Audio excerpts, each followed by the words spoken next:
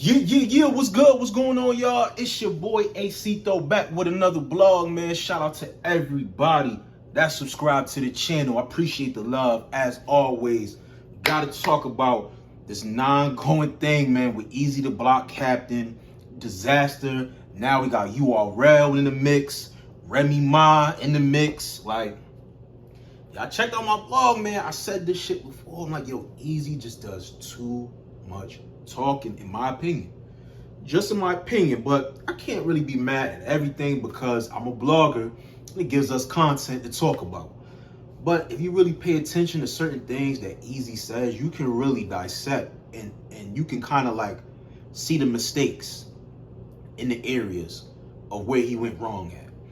So one of the things, if you haven't seen it, Eazy did a live basically responding to URL, Disaster, going and battling real sick on Summer Madness 13. He pretty much was just like, yo, I'm surprised why I didn't figure that out, of why after the battle Diz started acting weird the way he was acting. Now, he pretty much addressed the whole NDA. He kind of briefly did it on Drizzy's podcast, but he said some interesting things. He said pretty much everybody that does business with Eazy the Block Captain or the trenches gets the same NDA. Now, he said this NDA didn't come from Remy Ma, it came from his entertainment lawyer. Now, he pretty much, it was interesting, right?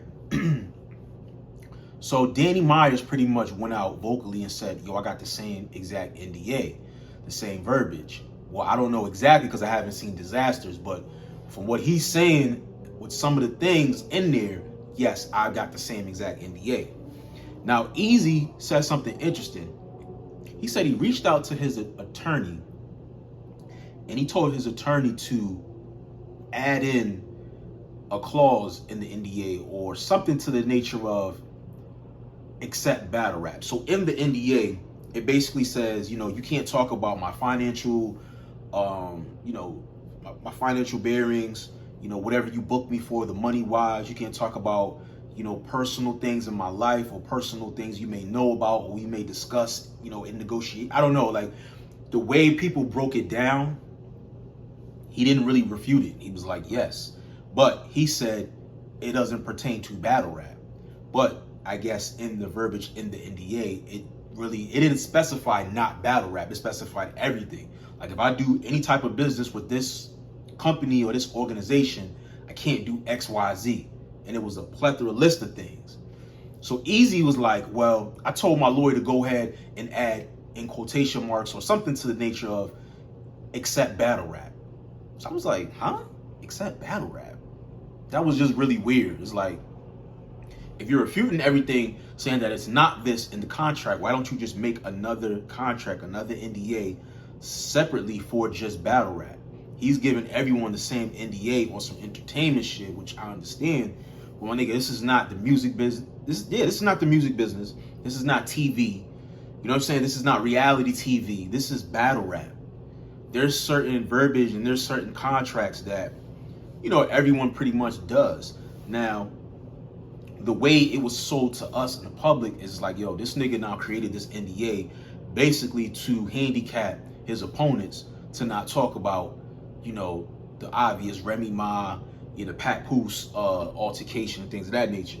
But Disaster kind of fooled us because he said he signed the NDA after, and he said that he was handicapped and he couldn't talk about the things he really wanted to talk about because of the NDA. But then he goes on 3 Letterman and he says, I didn't sign the fucking NDA. So I'm like, what the fuck? So why would you get on 15 Minutes of Fame? It's like all these niggas is lying, bro. Like this shit is just weird. It's weird.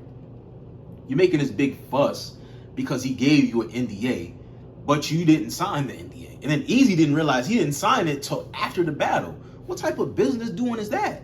Like if you send somebody a contract or paperwork, you're expecting the signature to come back. Until that comes back, there's no deal. So you still got on the stage and performed and the NDA wasn't signed. So it was just a lot of red flags in there. Another red flag that I saw, Remy Ma was reached out to by Dizaster to book Eazy in the first place. So Diz didn't go to Eazy. He went to Remy first. and Remy dubbed it. I guess he explained everything, explained, you know, at the time he could pretty much only afford one round for Eazy. One round, 3 minutes. And I guess when Remy heard everything, she was like, nah, nope, we good, we passed. So she pretty much spoke for her client and said, we passed, we good. It's not gonna work for us.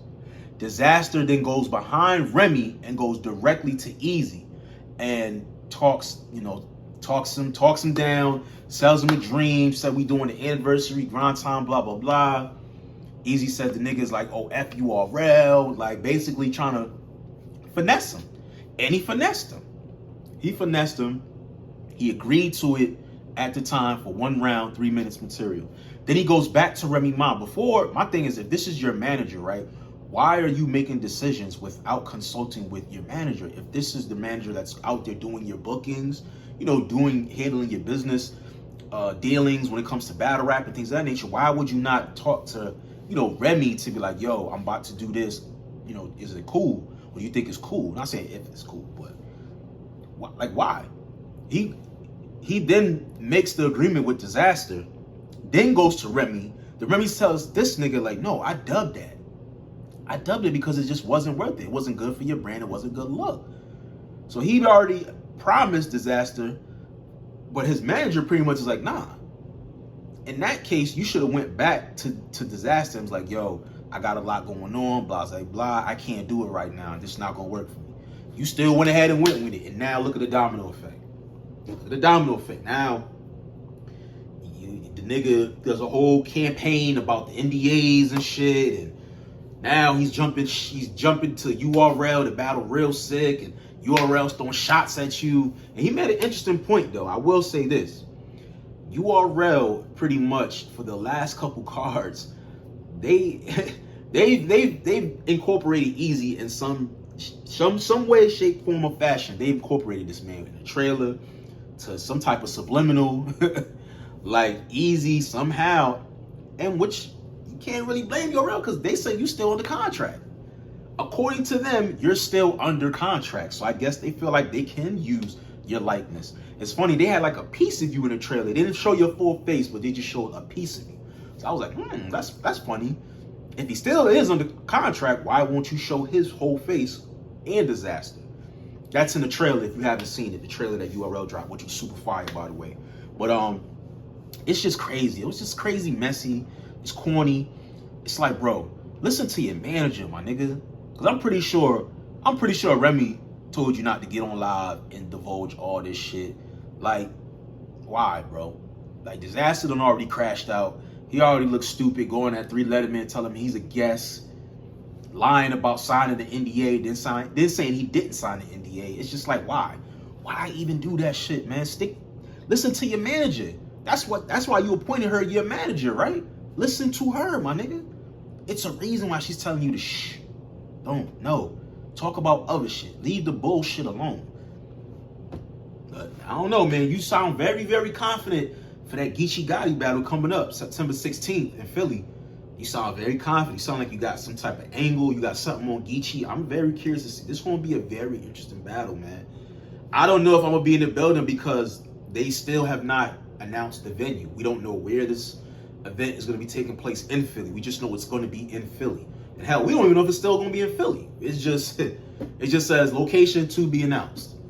You know, and we're counting down. We're counting down, you know, to the date of the actual event. You know, URL Summer Madness is in 2 weeks. Then RBE's event is in 3 weeks. King of the Dot just made a crazy announcement. I'm about to talk about another blog. iBattle League, they got a joint coming up. It's so many joints. The Riot got one the same weekend. It's so much, bro. It's so much going on. But I feel like Eazy, you was a little sloppy in that battle. I still had you winning. It still was a good battle, in my opinion. Your material was good in the DIZASTER battle. But I think you need to tighten up, bro. You need to really get back and focus. It's cool to do your blogs, but really make sure you intact and you in pocket for this Geechee battle, because I feel like this is a big battle for both of y'all. Big battle. And this can really either hurt your trajectory, Eazy, or it could just not flatline, but just keep it stagnant. You know what I'm saying? depending on how you win or if you win. Now, if you lose, it can hurt real bad, bro. Real bad. As far as for Geechee, it's funny because Geechee could lose, and I don't think it really would hurt Geechee. Just on the fact of how much work Geechee put in. I don't know. I feel like this battle is more so Eazy got more to lose than Geechee. Because Geechee's he's on the road, he's going to Philly. So the odds is already stacked up against him. And I feel like even if he loses, I don't see Geechee losing terribly bad, like on some Mook shit, but even if he does lose, I feel like it don't hurt his stock. You know, his resume still looks really, really impeccable. But I don't think it dramatically would hurt as much as it would hurt Eazy, because Eazy pops shit. Like, he's the algorithm. He's the #1 best battle rapper in the world. So this is big pressure on Eazy. You know, and Remy probably told the nigga, like, yo, don't take this disaster battle. It don't make sense. 1 round, why? They're not paying enough. But he went ahead and still took it, and that's the outcome. But let me know what y'all think in the comment section of this shit, man. If you haven't seen Eazy the Block Captain's blog, I'm going to put it in the description so y'all can check it out after this. And then y'all can just kind of listen to what I said and then listen to what he says. You know, and then also there's some whole shit going on with Quad and Harlem Legend and Drizzy. I don't know, man. Shit is just weird, bro. We back to battle rap. That's what we here for. That's what we love. Make sure you guys subscribe to the channel. Appreciate everybody, man. Hit that like, hit that share. You know, I just appreciate the love, man. As always, it's your boy, AC Dope. I'm out of here, y'all. Peace. Make sure you subscribe to Dedication TV, man. Coming to you by Monroe Flow. Straight up. Let's do it.